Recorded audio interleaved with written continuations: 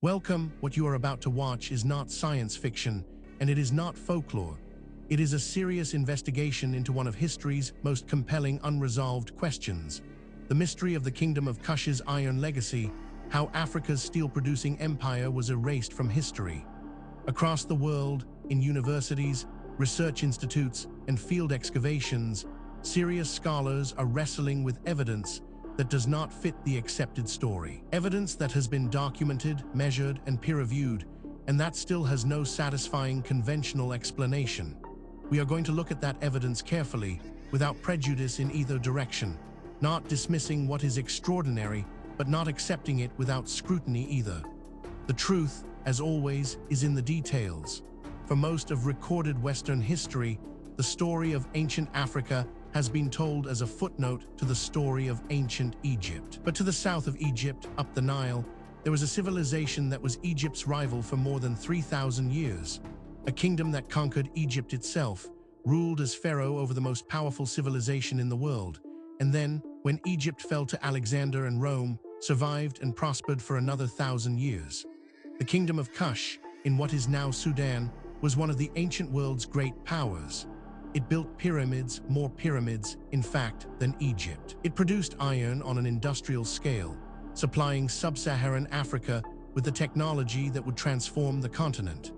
And when it finally fell, around 350 CE, it was forgotten so completely that 19th-century Europeans who discovered its ruins assumed they were looking at an undiscovered branch of Egyptian civilization, unable to conceive that black Africans had built them independently. The Kingdom of Kush had its origins in the Kerma culture, which flourished in the region of the Third Nile Cataract as early as 500 BCE. For over a millennium, Kerma was Egypt's most important southern neighbor, sometimes a trading partner, sometimes a military adversary. Around 750 BCE, the Kushite king Pi led an army northward and conquered all of Egypt, establishing the 25th dynasty, the Black Pharaohs, who ruled Egypt for approximately 60 years, 744–656 BCE. The 25th dynasty pharaohs were notable for their piety toward traditional Egyptian religion, which they embraced more enthusiastically than many native Egyptian rulers. Their military campaigns against Assyria, which were ultimately unsuccessful, and their restoration of many Egyptian temples and religious practices that had fallen into decay. After being expelled from Egypt by the Assyrian army, the Kushites retreated to their southern capital at Meroe, where the kingdom entered a new phase. Meroe became one of the great cities of the ancient world, home to a distinctive Meroitic civilization with its own script, which still has not been fully deciphered, its own artistic traditions, its own religious system incorporating both Egyptian and indigenous African elements, and most significantly, its own iron industry. The Meroitic iron smelting complex at Meroe was so productive that archaeologists who excavated the site in the early 20th century found slag heaps covering acres of ground. The iron that Meroe produced spread across sub-Saharan Africa in the first millennium CE, arguably making the Kingdom of Kush the engine of the Iron Age in Africa, a contribution to human history that was written out of the narrative for more than 1,000 years. This is where our investigation begins. Stay with us, because the further we go into the evidence, the more extraordinary it becomes. The story you think you know is only the surface. Beneath it lies something far more remarkable. Let us begin. Before we go further, if you are finding this investigation compelling, please take a moment right now to like this video, drop a comment below with your thoughts, and share it with someone who loves a good historical mystery. If you are watching on YouTube, hit subscribe and tap the bell icon so you never miss a new episode. If you found us through Facebook, tap follow on our page. It takes just a few seconds, and it genuinely helps us keep making these documentaries. Now, let us get back to the investigation. Before we examine the specific evidence, we need to step back and understand the context. This case does not exist in isolation. It sits within the broader phenomenon of lost civilizations, and to properly evaluate what we are looking at, we need to understand the broader picture that surrounds it. For as long as human beings have told stories, They have told stories about what was lost. Every great culture on Earth carries myths of a golden age, a time before the current order, when civilization stood taller, knew more, and reached further than anything that came after. For centuries, scholars categorized these stories as allegory, comforting fictions invented by cultures to explain the gap between their aspirations and their achievements. But a quiet revolution in archaeology, geology, and oceanography has changed that calculus. The evidence now accumulating from seafloors, ice cores, and ancient texts is demanding a fundamental revision of the human story, one in which the line between myth and memory is far thinner than we imagined. The conventional timeline of civilization holds that complex urban society first emerged in Mesopotamia around 3500 BC. Before that, scattered farming villages, nomadic hunter-gatherers, and nothing more. But this tidy narrative has been challenged repeatedly by anomalous discoveries that do not fit the accepted sequence. Megalithic structures dated to 10,000 BC or earlier. Astronomical alignments encoded in monuments by cultures supposedly too primitive to understand the sky. Mathematical ratios embedded in architecture that would not be formally derived for thousands of years. These discoveries are not fringe fabrications. They are measured, published, and debated in peer-reviewed literature. They point toward a past far more complex than the textbooks describe. What happens when a civilization falls? Most of its knowledge disappears. The libraries burn, the engineers die, the farmers abandon the fields. Within a generation or two, the grandchildren of architects are living in the ruins of buildings they cannot build. We know this happened in the Bronze Age collapse of 1200 BC, when a networked civilization spanning the Mediterranean was destroyed in a matter of decades. We know it from the fall of Rome. History is not a steady march of progress. It is punctuated by catastrophic resets, after which humanity must begin again. The question is whether some of those resets happened far earlier than we know, and whether their traces are still waiting to be found beneath our feet. This context matters because it tells us something important. What we are about to investigate is not an isolated curiosity. It is part of a pattern that researchers in multiple fields have been independently documenting for decades, and patterns in science demand explanation. With that foundation in place, let us now turn to the specific case at hand. Now we reach the heart of the matter. The core evidence surrounding the Kingdom of Kush's iron legacy, how Africa's steel-producing empire was erased from history, is more extensive, more verified, and more troubling for conventional explanations than most people realize. Let us walk through it systematically, fact by fact, and allow the evidence to speak for itself.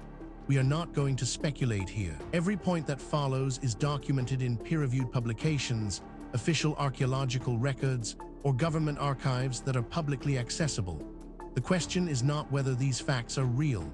The question is what they mean. Consider this first extraordinary detail. The Kingdom of Kush had three main historical phases and associated capital cities. The Kerma culture, approximately 500–1, 500 BCE, was based at Kerma, the oldest known sub-Saharan urban center. The Napatan phase, approximately 900–270 BCE, was centered at Napata near the Fourth Nile Cataract and produced the 25th dynasty pharaohs who conquered Egypt. The Meroitic phase, approximately 270 BCE, 350 CE, was centered at meroe on the east bank of the Nile, between the 5th and 6th cataracts. Each phase had its own distinctive material culture, art, and architecture, but all three shared the tradition of pyramid burial for royalty that distinguishes Kushite culture from any other in the ancient world. This single data point, if taken in isolation, might be set aside. Anomalies happen, instruments malfunction, researchers make mistakes. But as we continue, you will see that this is not an isolated anomaly. It is part of a consistent and documented pattern. But that is only the beginning. Researchers also discovered the Kushite pyramids are smaller and steeper than Egyptian pyramids, They have a slope angle of approximately 65 degrees, compared to approximately 52 degrees for the Great Pyramid of Giza, and there are far more of them. More than 200 pyramids were built in Kush, compared to approximately 130 in Egypt, making Sudan the world's largest pyramid-building civilization by number of structures. The pyramids are concentrated at 3 necropolises: Napata, Nuri, and El Kuru, and Meroe. The Meroitic pyramids were extensively damaged in 1834 by an Italian treasure hunter named Giuseppe Ferlini, who demolished the tops of more than 40 pyramids searching for buried gold, destroying irreplaceable archaeological evidence. Now, a skeptic might propose an alternative explanation for this, and that is entirely reasonable. We should always test alternative explanations before accepting extraordinary ones. The problem is that the alternative explanations, when examined carefully, create more problems than they solve. The mystery deepens when we examine. The Meroitic script, used to write the Meroitic language, was developed around 300 BCE and was in use until approximately 400 CE. It is an alphabetic script derived from Egyptian hieroglyphs, but used to write a completely different language. British Egyptologist Francis Griffith deciphered the script's phonetic values in 1909, meaning the script can now be read and its sounds pronounced. However, the Meroitic language itself remains largely undeciphered because insufficient bilingual texts exist to provide translation keys, and the language's grammatical structure and vocabulary are largely unknown. Meroitic is one of the few written languages of antiquity that can be read phonetically but not comprehended. This is where the conventional account begins to strain. Each individual fact might be dismissed or minimized in isolation, but the cumulative weight of the evidence is another matter entirely. Perhaps most remarkable of all, the iron smelting industry at Meroe was one of the largest in the ancient world. Archaeological surveys of the iron production area at Meroe have identified slag heaps covering several acres and containing an estimated 500,000 tons of iron slag, the residue of iron smelting. The scale of production implies an organized industrial enterprise with a dedicated workforce, fuel supply, acacia wood from the surrounding savanna, and iron ore supply from local ore-bearing rock, and an extensive distribution network for finished iron tools and weapons. The iron products of Meroe were traded throughout sub-Saharan Africa and may have catalyzed the Iron Age expansion of Bantu-speaking peoples who carried iron technology southward across the continent. Researchers who have examined this evidence have described it as genuinely difficult to explain within the accepted framework. These are not fringe commentators. They are credentialed academics publishing in mainstream journals, raising questions that the field has not yet satisfactorily answered. Then there is the matter of the 25th dynasty pharaohs of Kush have been recovered from historical obscurity in recent decades through a combination of Egyptian archaeological evidence and Sudanese excavations. The most famous is Taharqa, ruled 690–664 BCE, whose name appears in the Bible, 2 Kings 19:9, as Taharqa, king of Kush, who came to the aid of Jerusalem against Assyrian king Sennacherib. Taharqa's military campaigns against the Assyrians, though ultimately unsuccessful, represent the only documented case of an African army opposing and initially repelling an Assyrian advance. Taharqa built extensively in both Egypt and Kush and is considered one of the most powerful rulers of the 25th dynasty. What makes this particularly significant is its independence from the previous points. This is not a case of one theory requiring another. These are separate lines of evidence converging on the same uncomfortable conclusion. Adding to the enigma is this finding: the fall of the Meroitic kingdom around 350 CE was associated with its conquest by the neighboring Aksumite kingdom of Ethiopia, whose king Ezana led a campaign against Meroe. An inscription by Ezana records the destruction of the Kushite cities and the capture of the king. However, the details of the kingdom's final decades remain unclear because Meroitic textual sources are not yet fully understood. Archaeological evidence suggests that the kingdom was already in decline before the Aksumite conquest, possibly due to a combination of environmental pressure, desertification of the region, economic disruption of Red Sea trade routes by Aksum, and internal political instability. Taken together, these facts form a pattern that cannot be explained by coincidence, misidentification, or methodological error. Each piece of evidence has been examined by skeptics. Each has been subjected to alternative explanations, and in each case, the alternative explanation falls short of accounting for everything that has been documented. We are left with a body of evidence that demands explanation and an accepted narrative that does not provide one. This is where serious inquiry begins. Now that we have established the evidence, we need to examine the theories that researchers have proposed to explain the Kingdom of Kush's iron legacy, how Africa's steel-producing empire was erased from history. This is where the debate becomes most intense, because the theories reflect not just different interpretations of the same evidence, but fundamentally different assumptions about what is possible and what the past looked like. Understanding these theories is not just an academic exercise. Each one has been championed by serious researchers with genuine credentials, and each one captures something that the others miss. The truth, if it is ever established, will likely draw on elements of several. The first major explanation proposed by researchers holds that the iron technology diffusion theory holds that the Meroitic iron industry was the primary mechanism through which iron smelting spread through sub-Saharan Africa in the first millennium CE. Under this model, knowledge of iron smelting diffused southward from meroe along trade networks, carried by merchants, craft specialists, and migrating populations, and was adopted by successive societies across the continent. This theory is supported by the spatial pattern of iron smelting evidence across Africa, which shows an earlier and more intense presence in the Nile Valley and a later spread southward and westward, consistent with a diffusion from a Meroitic source. Critics note that some sub-Saharan iron smelting evidence predates the expected diffusion timeline. This interpretation has significant academic support and is backed by substantial evidence, but it is not without problems. Critics point out that it requires assumptions that go beyond what the evidence strictly supports, and that key predictions of this theory have not been confirmed by subsequent research. It remains contested, and the contest is productive.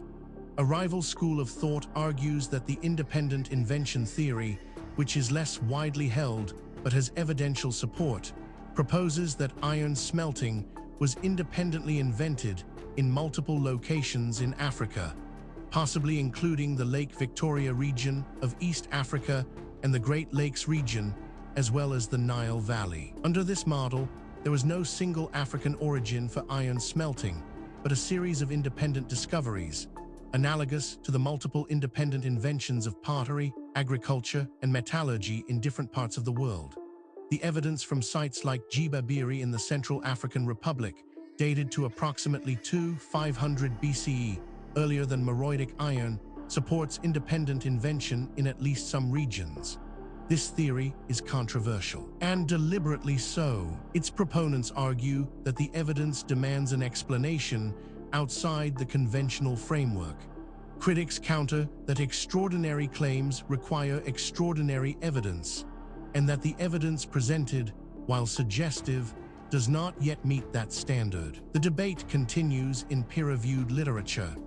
Perhaps the most unconventional theory suggests that the deliberate erasure theory, more historical than archaeological, argues that the Kingdom of Kush's significance was deliberately underplayed in 19th and early 20th century scholarship, because acknowledging a powerful Black African civilization as a source of Egyptian influence and African iron technology contradicted the racist assumptions of colonial-era archaeologists and historians. The proposal that the pyramids of Sudan were built by Africans independently of Egyptian influence, or that the 25th dynasty pharaohs were competent rulers who conquered Egypt militarily, was politically uncomfortable for a European scholarly establishment committed to the idea that sub-Saharan Africans had no significant ancient history. The recovery of Kush's historical significance from this erasure has been a major project of African historical scholarship since the 1950s. What is striking about this debate is not merely that experts disagree. That is normal and healthy in science. What is striking is the quality of the disagreement. Serious researchers, working from the same body of evidence, reaching genuinely different conclusions. That level of fundamental disagreement, when it persists over decades, is a signal that something important has not yet been understood. The question is not which of these theories is right. The question is whether any of them is right, or whether the truth is something that none of the current frameworks has yet been able to capture. The case surrounding the Kingdom of Kush's iron legacy, how Africa's steel-producing empire was erased from history, does not rest on speculation alone. What distinguishes this investigation from pure mythology is the existence of documented, physical, verifiable evidence, material that has been examined by credentialed researchers and whose authenticity is not seriously disputed. What is disputed is its interpretation. Let us review the most significant documented evidence as objectively as possible. We are not going to cherry-pick the data that supports a preferred conclusion. We are going to lay out what exists and let you draw your own assessment. Physical evidence supporting this account includes the pyramids of Meroe, numbering approximately 110 at the main necropolis site, are the most visible physical evidence for the Kingdom of Kush's power and distinctiveness. Their construction required a sophisticated understanding of geometry, logistics, and the organization of large labor forces. The same capabilities that built the Egyptian pyramids applied to a distinctive local architectural form. The stratigraphic sequence of pyramid construction at Meroe, spanning from approximately 270 BCE to 350 CE, provides a chronological backbone for the Meroitic period that anchors the interpretation of other archaeological and historical evidence. This evidence has been subjected to independent verification. Skeptics have examined it. Alternative explanations have been proposed and tested. The data remains. The question of what it means remains open. Investigators have documented the Meroitic iron slag heaps at Meroe are direct physical evidence of industrial-scale iron production. Detailed metallurgical analysis of the slag has shown that Meroitic iron smelters were producing high-quality iron using furnace temperatures and operational techniques comparable to iron production elsewhere in the ancient world.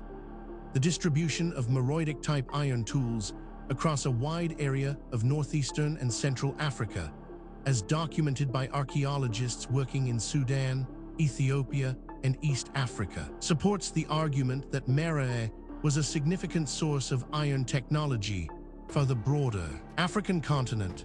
This evidence has been subjected to independent verification. Skeptics have examined it. Alternative explanations have been proposed and tested. The data remains. The question of what it means remains open.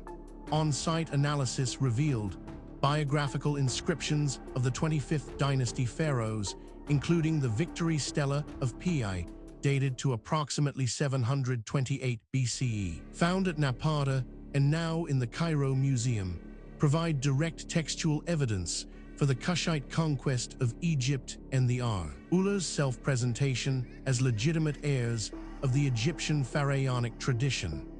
The Pi Stela, which records the king's military campaigns in extraordinary detail and describes his piety and devotion to the god Amun, is one of the most complete royal narrative texts from ancient Egypt and is a primary source for the 25th dynasty. Its Kushite origin and its preservation in both Egypt and Kush demonstrate the two-way cultural exchange that characterized the Kush-Egypt relationship. This evidence has been subjected to independent verification. Skeptics have examined it. Alternative explanations have been proposed and tested.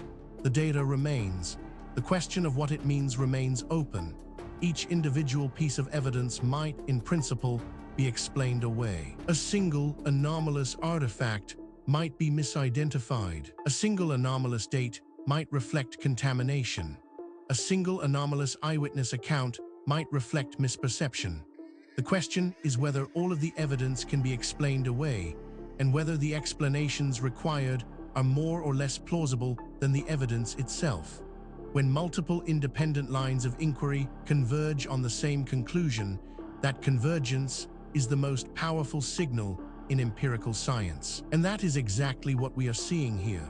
We have examined the history, the evidence, and the theories surrounding the Kingdom of Kush's iron legacy, how Africa's steel-producing empire was erased from history.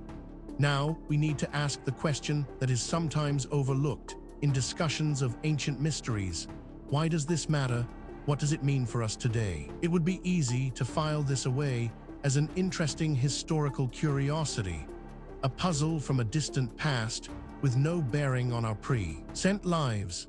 That would be a fundamental mistake. The questions raised by this case touch on issues that are directly relevant to who we are, where we came from, and what the human story actually looks like before the period covered by conventional history. Sudanese archaeology has expanded significantly since Sudanese independence in 1956, with the Sudan Antiquities Service, and later the National Corporation for Antiquities and Museums, conducting research at meroe, Kerma, Napata, and other key sites. International archaeological missions from Germany, France, the UK, and the United States have collaborated with Sudanese researchers on excavations that have substantially advanced understanding of Kushite culture. The recent political instability in Sudan, including the civil war that began in April 2023, has severely disrupted archaeological work and threatens the safety of cultural heritage sites. The popular recognition of Kush's history has grown significantly in recent decades through museum exhibitions, documentaries, and scholarship by African and Africanist historians. The cover story of National Geographic in February 2008, titled The Black Pharaohs, Conquerors of Ancient Egypt, brought the 25th dynasty to international audiences for the first time and generated significant public interest. DNA analysis of Meroitic period burials is beginning to provide genetic information about the Kushite population, and the continued effort to decipher the Meroitic language remains an active area of scholarship that, if successful, would unlock an entire corpus of written history about one of Africa's greatest civilizations. Furthermore, the tools available to investigate these questions are advancing rapidly. Satellite imaging, ground-penetrating radar, ancient DNA analysis, isotopic tracing, and deep-sea sonar are all providing capabilities that previous generations of researchers could only dream of. Cases that were genuinely unresolvable 10 years ago are now open to new analysis, and the findings, consistently, are expanding rather than contracting the mystery. The investigation continues.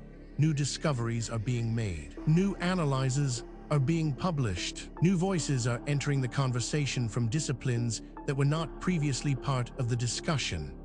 The answers, when they come, and they will come, will not merely solve a historical puzzle. They will force a fundamental revision of assumptions that underpin our entire understanding of human history and human potential. We have now walked through the complete case of the Kingdom of Kush's iron legacy, how Africa's steel-producing empire was erased from history, from the historical R, echoed through the physical evidence, across the competing theories, and into the modern significance of what remains unresolved. What the story of Kingdom of Kush ultimately reveals is not just a historical puzzle. It is a mirror. It reflects our assumptions back at us, our assumptions about what ancient people were capable of, about how knowledge is gained and lost across the centuries, and about the relationship between what we know and what we merely think we know. The evidence presented in this documentary is real. The questions it raises are genuine. The debate among researchers is ongoing, and that is healthy. Science is not a set of conclusions. It is a process, and the process requires that we remain open to evidence that challenges what we thought we knew however uncomfortable that challenge might be. If you came to this documentary as a skeptic, we hope the evidence gave you something to think about. If you came as a true believer, we hope the critical examination gave you a more nuanced picture. The truth, as always, lies in the evidence, not in what we want to be true. Thank you for watching. If this investigation sparked your curiosity, please help us reach more people. If you are watching on YouTube, subscribe to the channel and hit the notification bell so you never miss a new documentary. If you are watching on Facebook, tap the follow button on our page to stay connected. We publish new documentaries every week, covering the full range of historical mysteries that the mainstream has not yet adequately explained. Leave a comment telling us which case you want us to investigate next. The conversation continues. The investigation never ends.